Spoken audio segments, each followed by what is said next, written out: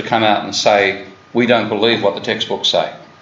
Okay? You think about the status relationship between academic economists who get awarded the Nobel Prize, okay, and economists working in central banks. There was a real pecking order. The high status was the professors in the universities who got particularly the ones who end up getting Nobel Prizes, which is people like Lucas, Rapping, Krugman. Okay? They've got the high status. Staff working in central banks often regard themselves as not being the same status as people lecturing at university, let alone the ones who get Nobel Prizes. So in that sense, they saw themselves as taking the tools, the conceptual tools developed by the academics, and making them practical tools by building these huge models. But they were accepting that the tools themselves were based on a sound conceptual understanding of the economy. And I'm talking from experience of talking to some of these economists who work in central banks now. So they said they sincerely believed in 2007 that the models they had were an accurate description of capitalism. And they really felt that they were successfully managing the economy. And then the financial crisis hit. And they were a complete shock. Where the hell did that come from? And now academic economists sitting in their university lecture halls and university rooms could have the same experience come along as though that was bad management by the prudential authorities. The prudential authorities shouldn't have allowed that to happen. Or that was an exogenous shock. That was a serious change to preferences in technology. Now that's academics that publish papers saying the crisis was caused by a substantial shock to preferences in technology, which got bigger over time. You want to see a paper like says that? I'll show you. Hang on. This is Peter Ireland. Let's find it. This is the standard of mainstream explanations for the financial crisis. Journal of Money, Credit and Banking. Now, I wouldn't even bother replying and submitting a paper to that journal. They'd reject my papers unrefereed, and I'm talking from experience on that front. My papers are rejected unrefereed by the American Economic Review and the American Economic Review Macro. Before, one of my papers was published in the Journal of Economic Dynamics and Control. But here's a new Keynesian perspective on the Great Recession, and his explanation for the crisis. I'll search for the word adverse. Okay? Okay. Yeah. Here we go. Here's the explanation for the crisis. The analysis suggests that the 2007-2009 crisis recession had its origins in an aggregate combination of aggregate demand and supply disturbances that quite closely resembles quite closely the mix of shocks that set off the previous two recessions. The main difference is the series of shocks lasted longer and became more severe.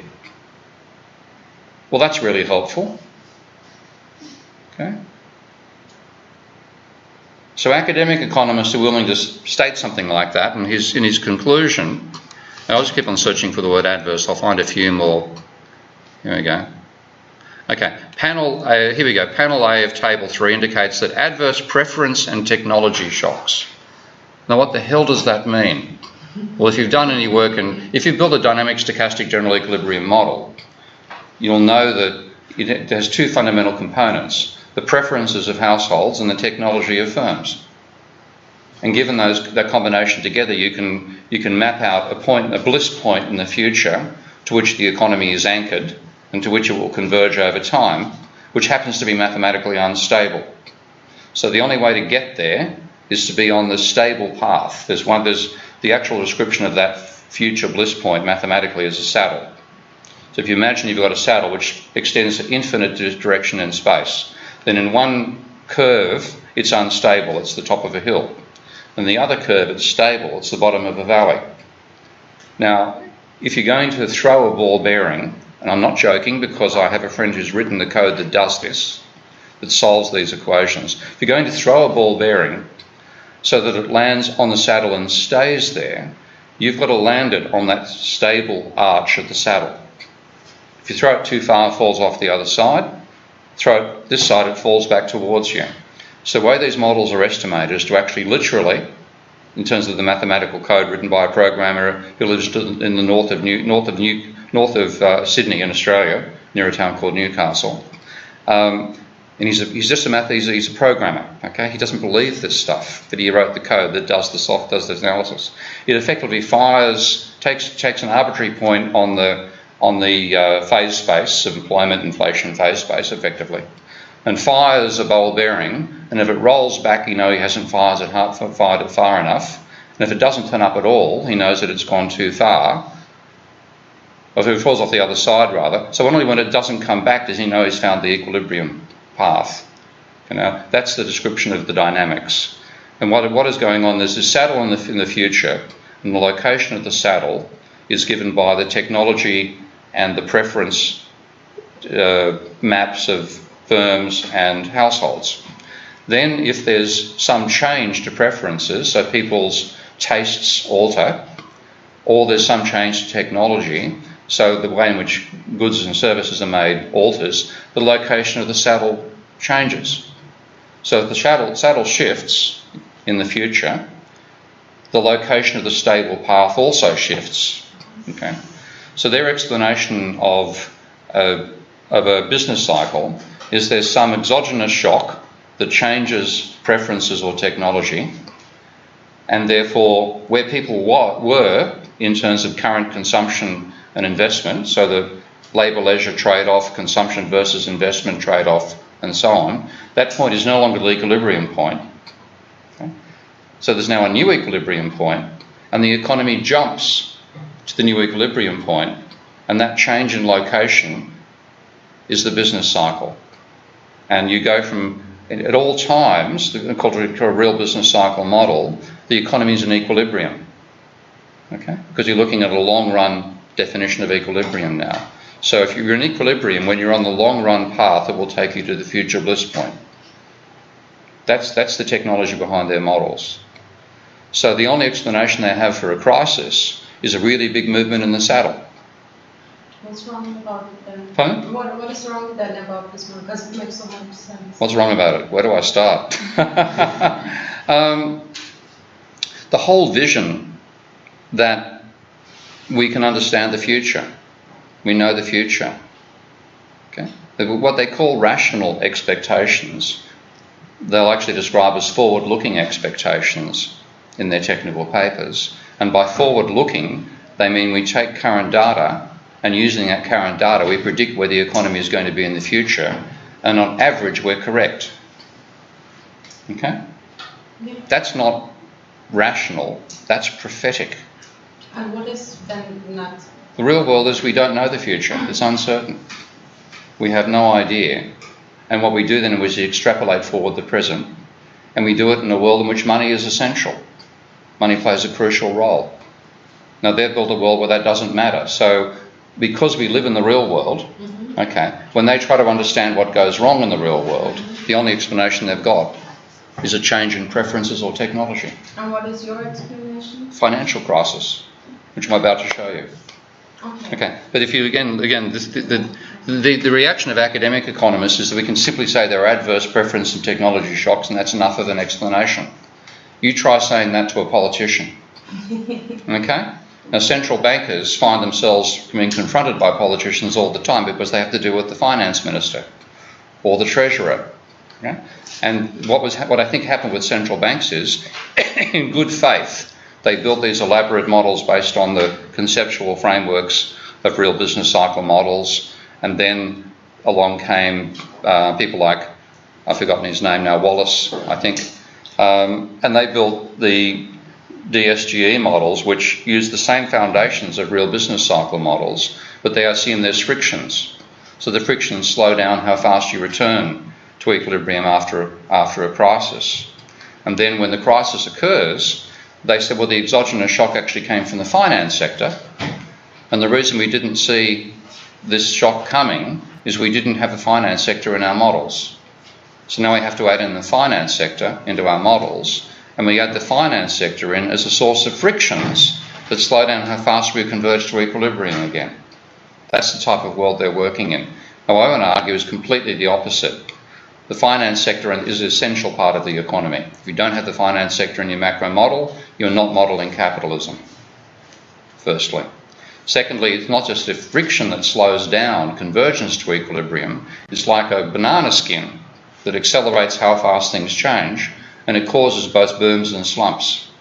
And once you have the finance sector in your model, you can explain where the crisis came from. It becomes obvious that a crisis is going to occur. And it's obvious because of factors that mainstream economics ignores, such as the level of private debt. And once you include that in, it's totally obvious. Yeah? When I was at university listening to lectures, and it's like very mainstream university, listening to lectures about what caused the crisis, I think these technology shocks weren't mentioned, but instead the level of, the mortgage crisis in the US, mortgage crisis, and yeah, that was the biggest reason I was. Yeah, that's typical. That's about as far as they get.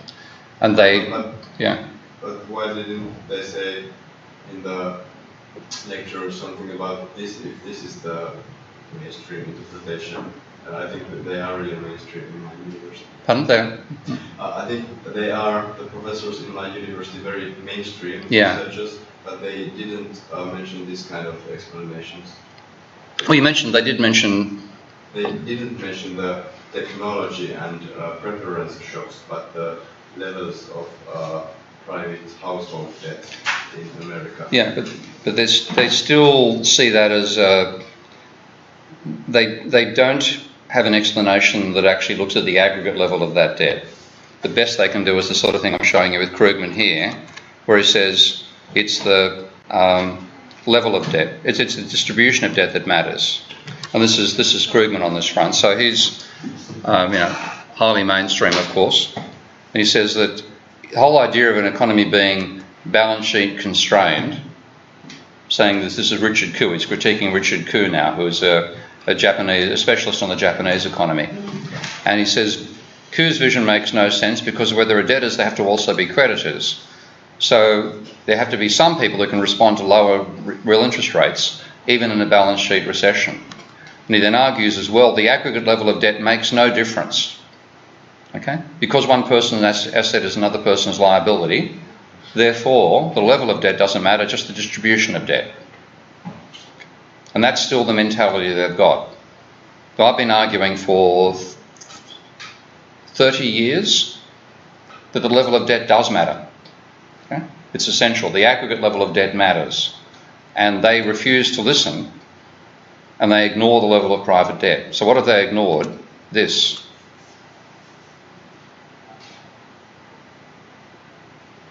The red line is private debt to GDP in America since 1830. The blue line is private debt to GDP in England since 1880, and the black line is private debt to GDP in Australia since 1956, I think. And the black line from Australian data is entirely recorded by the Reserve Bank, so that's just their actual data, that's their data record. The blue line is the Bank of England data until 1980, and then after the crisis they went back and they extended the data back to 1880. So they didn't have the data before the crisis, they had it after the crisis. The red line is a composite data series I've put together by taking Federal Reserve data from 1952 forward, overlapping it with census data from 1916 to 1970. So there's overlap where they correlate quite closely in terms of the levels, change levels correlating, and then another series for a limited number of bank loans as opposed to liabilities, assets as opposed to liabilities, back to 1834. So you look at that, whichever way you look at that data, we are in the biggest private debt bubble in human history. And similar data applies to most other countries. Not Germany, for reasons of its trade surplus, but that's the sort of level we've got in. And they're saying it doesn't matter. Now let's highlight the British one is the best example, because look at the level here, 70% of GDP. It never exceeds 70% of GDP until shortly after 1980. And then it rises from 70% up to over here, let's say 120%, dips a bit in the 1990s, and then rises again to a peak of 190 something percent. And then it falls after the crisis and rises up a bit. America, 170%, falls after the crisis, now rising again. Australia, a bit of a dip, and then an increase post the crisis. Now, I still can't get the mainstream to take this data seriously.